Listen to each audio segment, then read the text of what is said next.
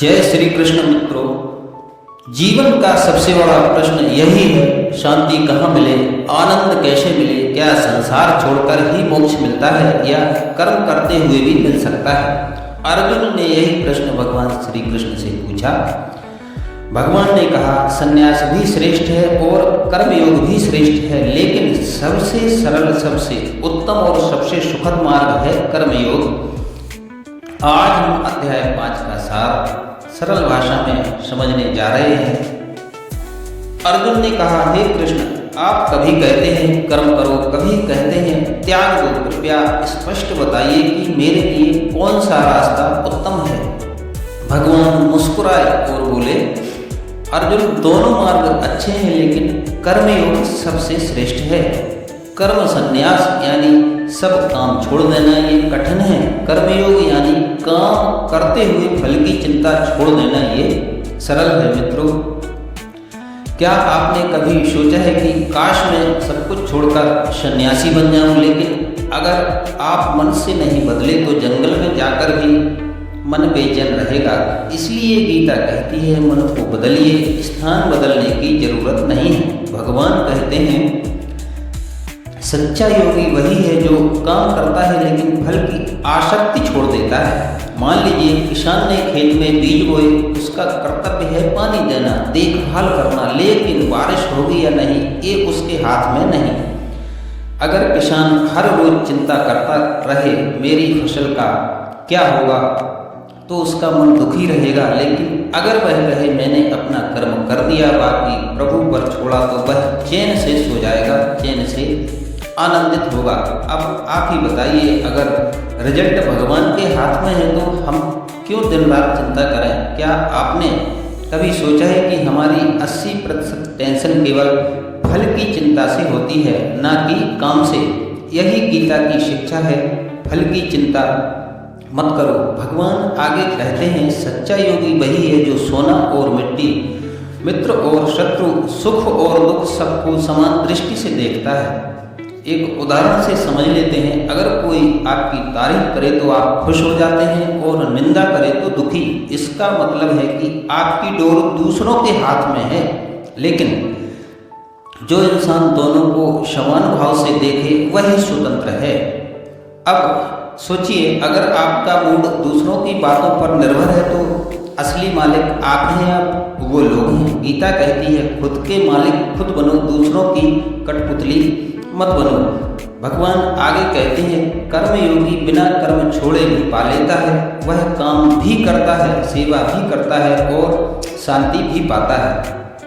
आगे भगवान बताते हैं, कर्मयोगी बिना कर्म छोड़े भी मुक्ति पा लेता है। वह काम भी करता है, सेवा भी करता है और शांति भी पाता है। एक उदाहरण देख लेते हैं। एक गृहस्थ रोज नौकरी करता है, परिवार की देखभाल करता है, माँ बाप की सेवा करता है। अगर वह ये सब ईश्वर को अर्पण भाव से करता है तो वही सच्चा योगी है। दूसरी ओर अगर कोई जंगल चला जाए पर मन में इच्छाएं भरी हों तो उसे भी शांति नहीं मिलती। कितनी बार हमने कहा, काश मैं सब छोड़ दूं और कहीं भाग जाऊं, लेकिन भागने से शांति नहीं मिलती, मन बदलने से शांति मिलती है। संन्यास और कर्मयोग दोनों रास्ते हैं, लेकिन कर्मयोग सरल और श्रेष्ठ है। त्याग का मतलब है फल की आसक्ति छोड़ना, और सच्चा योगी वही है जो समभाव रखता है। अब हम देखेंगे कर्मयोगी को कैसे शांति मिलती है, वह ईश्वर को कैसे प्राप्त करता है, उसका जीवन दूसरों से कैसे अलग हो जाता है। भगवान कहते हैं, कर्मयोगी कर्म करता है लेकिन उसका फल भगवान को अर्पण कर देता है। यही कारण है कि उसे कभी चिंता, थकान या तनाव नहीं होता। मान लीजिए आप ऑफिस में काम करते हैं। अगर आप सोचेंगे मुझे प्रमोशन मिलेगा या नहीं, लोग मुझे सराहेंगे या नहीं, तो काम बोझ लगने लगेगा। लेकिन अगर आप कहें मैं अपना काम पूरी ईमानदारी से करूँगा, फल कैसा भी हो प्रभु को समर्पित है, तो काम पूजा बन जाएगा। मित्रों, आपने देखा होगा, जो लोग काम को पूजा समझते हैं उनके चेहरे पर कभी थकान नहीं दिखती, और जो लोग केवल फल के पीछे भागते हैं वे हमेशा तनाव में रहते हैं। अब आप सोचिए, आप किस तरफ खड़े हैं। भगवान बताते हैं सन्यासी सब कर्म छोड़ देता है, लेकिन कर्मयोगी कर्म करके भी मुक्त रहता है। अब इसको समझिए, सन्यास का त्याग है उसके घर परिवार और काम छूट जाते हैं। कर्मयोगी का त्याग है भीतरी, यानी उसने फल की आसक्ति छोड़ दी है। अब आप खुद समझिए कौन बड़ा त्यागी है, वह जो घर छोड़ दे लेकिन मन में इच्छाएं बनी रहें, या वह जो घर में रहते हुए भी मन को आसक्ति से मुक्त कर ले। भगवान कहते हैं असली सन्यासी वही है जो मन से त्यागी है। आगे भगवान बताते हैं योगी वही है जो ना तो घृणा करता है, ना आसक्ति रखता है, ना सुख दुख में डगमगाता है, वह हमेशा प्रसन्न चित्त रहता है। आपने देखा होगा कुछ लोग छोटी छोटी बातों पर परेशान हो जाते हैं। बिजली चली गई तो मूड खराब, ट्रैफिक में फंसे तो गुस्सा, मौसम बिगड़ा तो शिकायत। पर योगी हर परिस्थिति में शांत रहता है।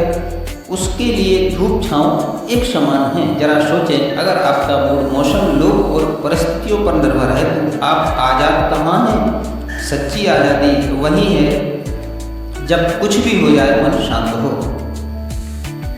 जो ब्रह्म में स्थिर है वही वास्तव में सुखी है। ऐसा व्यक्ति भीतर से हमेशा शांत रहता है। वह न किसी से द्वेष करता है और न किसी से अत्यधिक लगाव रखता है। जैसे गंगा का पानी चाहे कितना भी गंदा हो जाए, अंत में समुद्र में जाकर शुद्ध हो जाता है, वैसे ही कर्मयोगी का मन भी अंत में ईश्वर में मिलकर शांत हो जाता है।